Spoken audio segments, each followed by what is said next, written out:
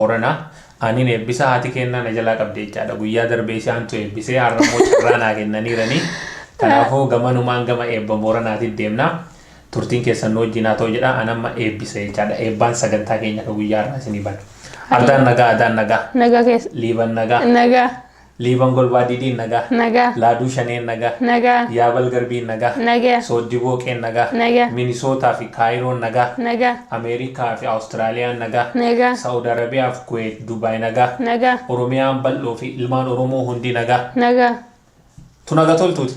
Haa qabattu. Warruma kenna jedha. Toltuma waan taateef haa qabattu jennee eegalla. Akkuma beekamu daawwattoota keenya guyyaa har'aa maal qabannee dhufne? Guyyaadha sagantaa adda ta'e qabannee dhufneerra. Sagantaa keenya maraayyuun jaalannaa kaadhaa garuu. Addaami? Adda. Sagantaa kana maaltu akka adda godhu daawwattoota keenya itti himnamoo isaanuu argan? Isaanuu arganii jenna. Hayyee kanaafuu daawwattoota keenya amma mana jirraa manaa baanee Minisootaa isin daawwachiifnee ummata faranjii waliin waan godhuuf deemnu jira. Waan san daawwannee waliin deebina. Turtiin keessan Atete Entertainment haa ta'u. Haadha kennaa? Yoo. Eessa deemaartan? Hadda manaa gabba'u jirra. Ameerikaa ammata laalchifna. Hadda sagantaan keenya Mall of America dhaqnee faranjoota waliin deema xiqqoo taphannu jira. Turtiin keessan waliin haa ta'u. Ayyee galatoma. Taafachuun garuu dirqama Arjeeriyoota. Bishaan kadhaan argame dheebuu nama hin kutu galii kuta. Saree yeroo hunda duttuu akka isheen birmata dhabdu ishee taasisa Arjentiinota. Ilmoon badhaasa lubbuuti galii kuta. Waadaan duumessa waadaa guutuun garuu rooba Araboota. Abdiin utubaa addunyaati Gaayilaanota. Waan xiqqoo kan hin hawwine waa guddaas hin argatu Beeljiyaanota. Beekumsi lafa qonnaati haala gaariin yoo hin qotamne galiin irraa argamu baay'ee miti galii kuta. Egaa laga Mississippi ka yeroo darbe namni waa itti nagataa jedhe sani. Kana mee gara Mall of America deemu jirra. Daqiiqaa 13 nu hafe. Har'a waan ajaa'ibaa isin garsiisuuf deemna. Nu waliin turaa isiniin jechaa. By the way, this is Minneapolis. Minneapolis mi? I think so. Is it St. Paul or Minneapolis? No, this is Minneapolis. Minneapolis magaalaa lakkuu jedhanii magaalaa lakkuu wanti jedhanii fi St. Paul fi Minneapolis magaalaa lamatu waliin maxxanee jira like lakkuu waliin dhalatte saniif magaalaa lakkuu Minnesota jedhanii amma nu lakkuu hangafnee nun akka ta'e hin beeknu St. Paul fi Minneapolis in keessa gara St. Paul deemarra jechaadha because Mall of America St. Paul in keessatti argama. Nama Minneapolis irraa gara St. Paul deemarra yaa view kana yoo bashannantan jenneeti stay tuned waliin tura. Mall of America geenneerra. Okay. Kophee sana gaga. Yeah. Luti tanti agasin geetti kophee sun sitti hin gala dheeraati. Hagan hundamu. You have the biggest leg. Yeah, so Mall of America jirra. Paarkii soqatu jirra. Kuno paarkiin hayyee daawwattooti keenya Mall of America balbalaa foo geenneerra. Waan keessatti argine waan nama gammachiisu moolillee asumaan isin daawwachiifna. Kanallee ammoo kophee hagana gaga wayii gahuun asii argine kophee birraa kamanaa na yaadachiisee iyyuu beektu. Lutti isaa hagana geetti waan ta'eef birraa mee godhadhu iyyuu laali. Akkasi hayya turtiin keessan Atete Entertainment waliin haa ta'u waan keessa jiru ammoo walumaan daawwanna kottaan waliin isiniin jenna. Keessisa akkana fakkaata Mall of American baay'ee guddaa akka malee guddaa waan ta'eef keessa baduun kennan oolu asin durallee badeeras keessatti dhugaa dubbatuuf. Anyways ilaalaga. Hayyee kuno moolii keessa jirra olii gad deemu jirra. Keessisa akkana fakkaata baay'ee bareeda baay'ee namatti tola. Baay'ee akka malee guddaalle mooliin kun so baay'inaan isin agarsiifna. Hayyee Oromoo jaratanniin gaafatuuf deema. Yoo carraa naa kennite jaratanniin gaafadha jechoota jaraan jedhuuf deemu walumaan laalla na hordofa. In argita waan an gaafatuuf deemu waan jarri jettullee laalla Kayo ka jarina yam tutate. Hello ladies. Hi, my name is Tuku. I have a YouTube channel in my language. I wanted to see if I can ask you guys to pronounce a word in my language. And I will explain the word.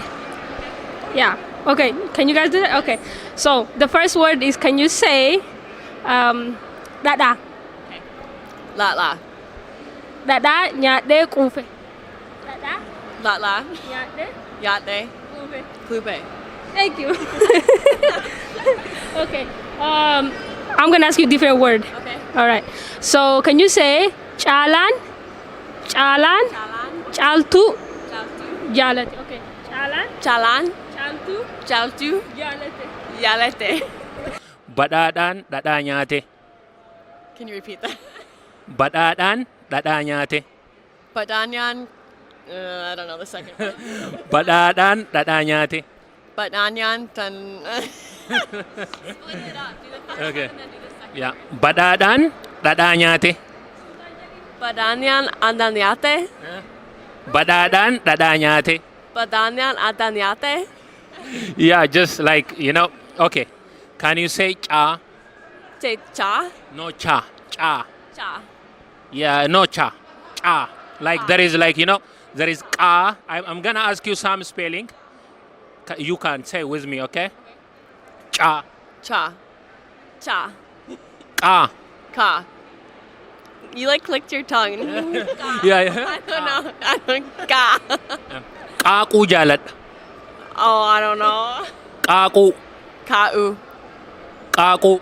Kaku. Qaaquu. Kaku. Thank you so much. I really appreciate akkuma jirtan Mall of America keessa jirra. Waan babbareedu, waan nama gammachiisu, akkasumas waan irraa barattan jennee yaadnu isin agarsiisaa deemna.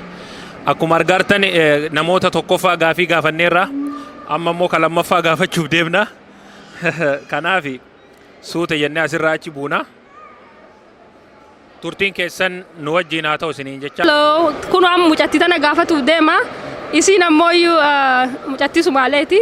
So I'm gonna ask her and kajachuu dandeettu kan ilaalla. Okay, you ready? What's your name? Just your first name. Abir. Abir.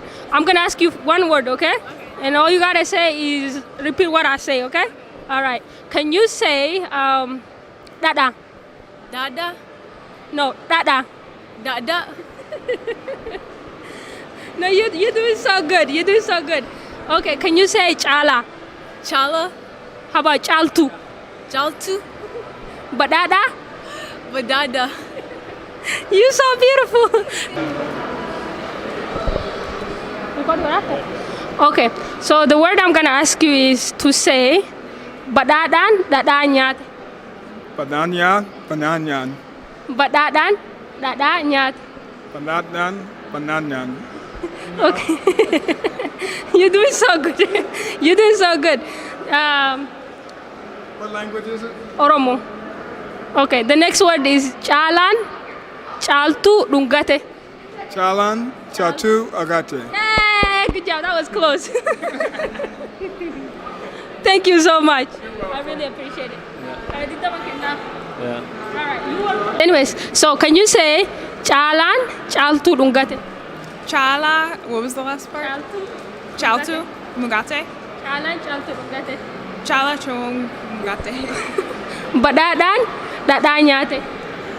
Bayala, Badadan, dadanyate. Balate. Good job. Thank you. Thank you so much. You want to try? No.